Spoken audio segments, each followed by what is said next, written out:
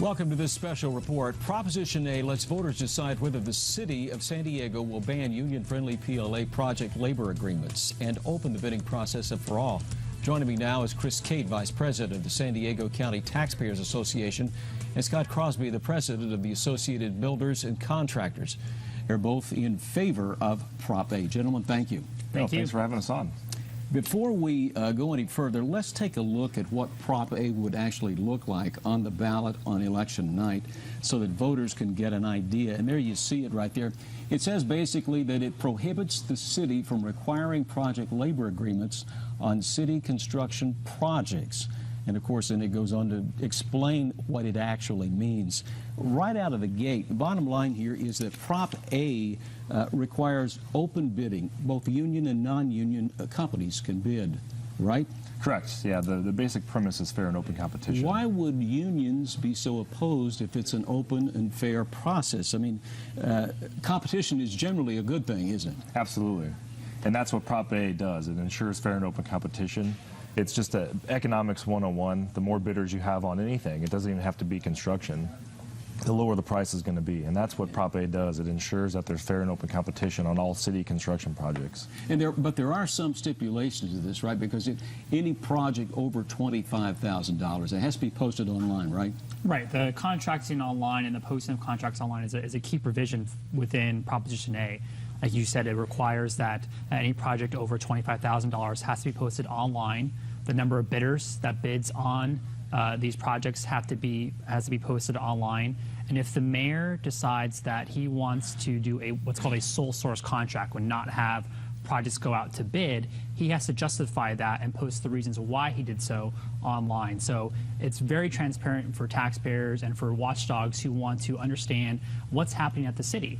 What type of contracts are being agreed upon by the city council, the city, the mayor, and private construction companies. So it's very transparent, allows individuals to search in a very easy to read PDF, searchable PDF format, all of those contracts online.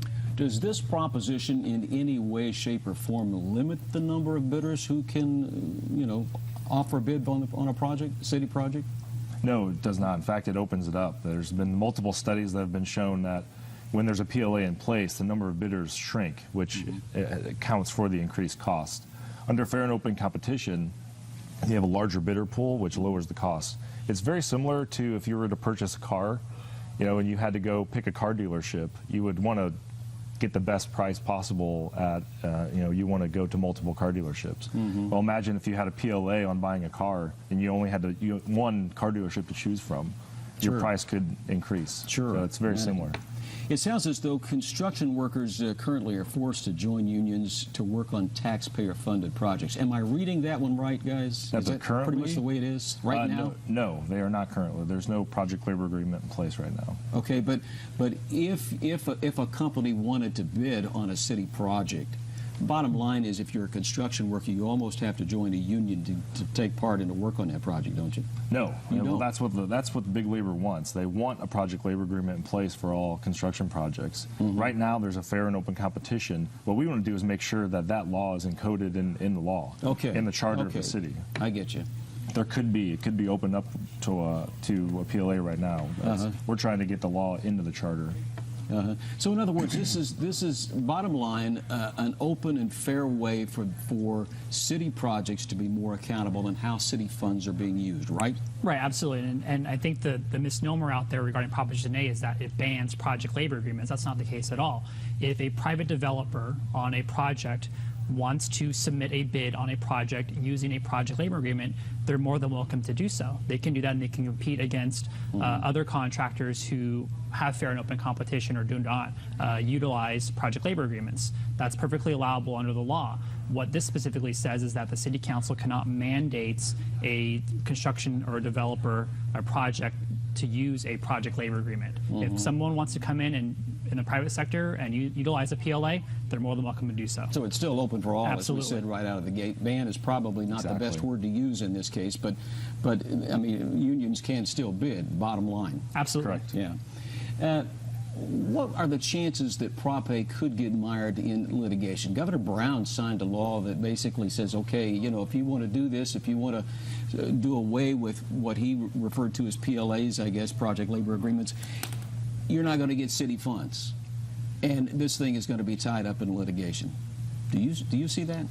I think there's a better chance that it's going to snow tomorrow in San Diego than that this law is going to be deemed constitutional. Now, why is that? There's a long history of charter law in the state of California that gives them the right to set their own city contracting. This is a direct attack on that law.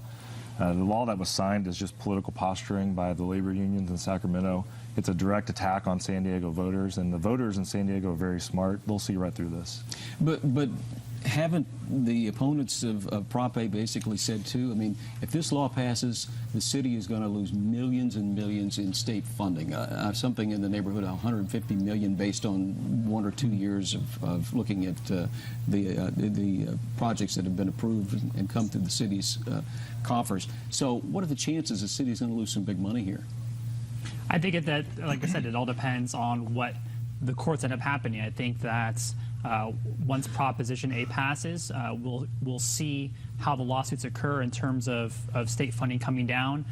Obviously, there's no guarantee that the city of San Diego can receive any amount over $1 million or $1 from the state in terms of projects. None of that money is guaranteed on an annual basis. So to say that guaranteed right off the bat that the city of San Diego is going to lose over $115 million from the get-go, I think is disingenuous. But there still is an outside chance there could be some litigation from the opponents of this measure, right? There could be. Yeah. And we're seeing the same thing in terms of Proposition B. I mean, right. You have state elected officials and leaders from Sacramento coming in and meddling in the affairs of local individual cities. Why do you think that is? Why is Sacramento meddling in the business of San Diego and other cities around the state?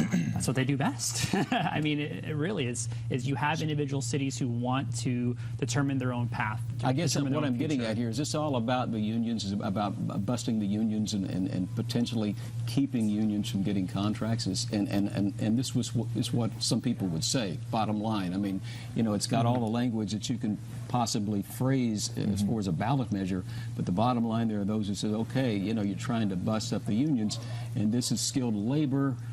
This is money that we've gotten all along from contracts from cities, and now you're trying to hurt jobs. Well, the law that was passed in Sacramento was a direct attack on San Diego voters. The voters in 2010 passed Prop A at the county level already. They're seeing similar language now. The unions didn't like that, so they went to their friends in Sacramento, and they got this law passed. So it's a direct attack on what the voters have already passed. The voters have spoken several times already, and the unions didn't like what they had to say. So they went to Sacramento to try to get it done.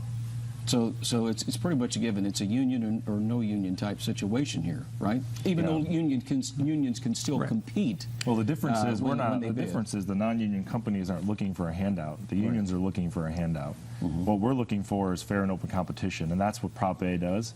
So if you have a new union and a non-union company bidding, the lowest best price should get that job. The unions want to stack the deck in their favor, and that's why they went to Sacramento. And they saw these other measures passed at other jurisdictions, Chula Vista, Oceanside, the county of San Diego. It was very telling. You look at the election results of how big margin these measures passed by, and you see this trend coming down with cities who don't like what they're seeing up in Sacramento. They don't want to be controlled by Sacramento. They want to be their individual chartered cities, and part of their rights as being chartered cities is to determine contracting and how that should operate in their cities. And this is something that they want to do to ensure they have fair and open competition. And obviously you have opponents who don't like that trend and want to be able to stop it. What are you seeing or hearing as far as polls that have been taken on Prop A around the city? What's the response like? Well, the biggest poll that we had was, like I said, in 2010, Prop A passed at the county level with 76% of the vote. We're seeing that trend continue. We have a lead right now in the polls, and like I said before, the voters are very intelligent here in San Diego. They understand what's going on, and they like fair and open competition, and they also like transparency, and that's the big thing with Prop A. You have transparency, and you have fair and open competition. You would see who got the bid online. Correct. Right. From the city. Absolutely. Online. Absolutely. And that's the biggest thing in terms of the Taxpayers Association, is be able to look at those contracts online. If you go online to the City of San Diego's website right now, you're not going to be able to see the actual contract, the pages and pages of documents. You can see projects on an individual basis, if they're on time, when they're going to be completed and whatnot, but you cannot actually see who are getting the contracts, how many people bid on these projects, who got the final contract, the reason why the sole sourcing is taking place at the city. All these things are good for taxpayers in terms of making sure they're getting the best bang for their buck.